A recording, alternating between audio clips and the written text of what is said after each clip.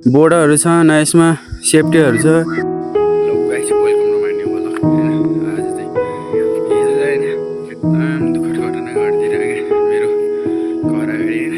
अनि अहिलेदेखि दुर्घटना धेरै दुःख लाग्दो घटना घटेको।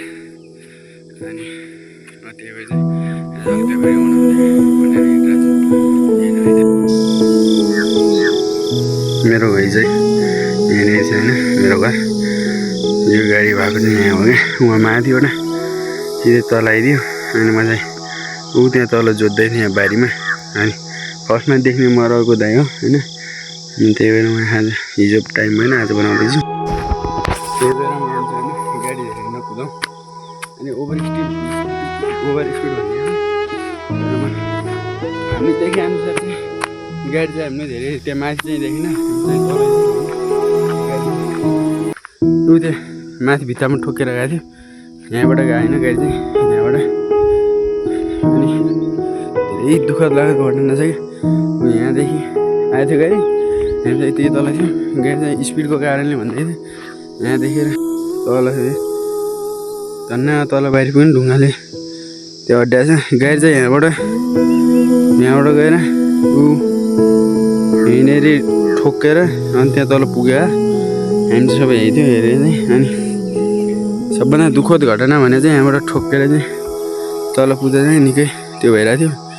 अनि दुर्घटना हुँदा चाहिँ चार पाँचजना चाहिँ लगभग एउटा चाहिँ चिकित्सक घाइते हुनुहुन्छ। अनि ड्राइभर चाहिँ यहीँ पारीको दाइ हुनुहुन्छ, त्यही गाउँको दाइ।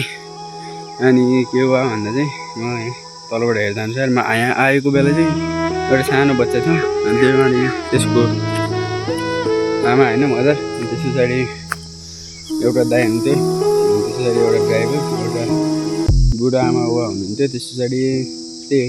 अनि एउटा सानो बहिनी थियो, त्यसलाई चाहिँ चोट लागेन छ पर गएर ऊ त्यहाँ पिपलको बोर्ड छ होइन, ऊ त्यहाँ गएर बसेको थियो। मैले देखेँ अनुसार चाहिँ त्यही हो। अनि यहाँ चाहिँ धेरै दुःखद घटना घटिरहेको क्या, यो धेरै भइसक्यो। यो बाटो चाहिँ अप्ठ्यारो पनि निकै अप्ठ्यारो छ होइन। यो टर्निङमा चाहिँ यहाँ म भन्छु नगरपालिकाको ध्यान आकर्षित यता होस् होइन। यहाँदेखि यो टर्निङ चाहिँ धेरै टर्निङ भयो क्या, न यसमा बोर्डहरू छ न यसमा सेफ्टीहरू छ, केही छैन क्या, खाली छ, देख्न पनि केही देखिँदैन, यस्तो छ हालत। हिजो चाहिँ हुनु नपर्ने घटना घट्यो होइन। म चाहिँ तलसम्म गएर देखाउँछु होइन।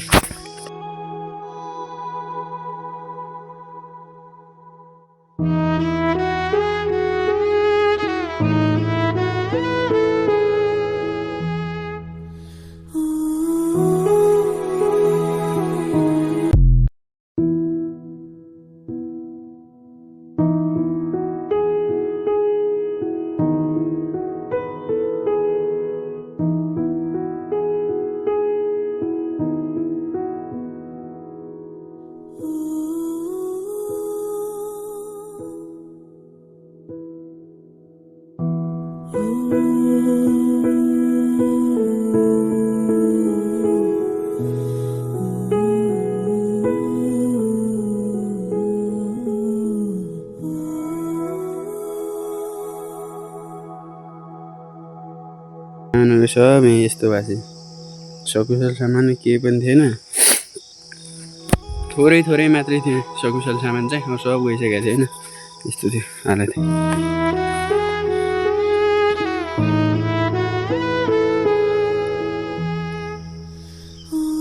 बाटो चाहिँ माथि यस्तो छ हालत। मेरो घर चाहिँ यहीँ अगाडि।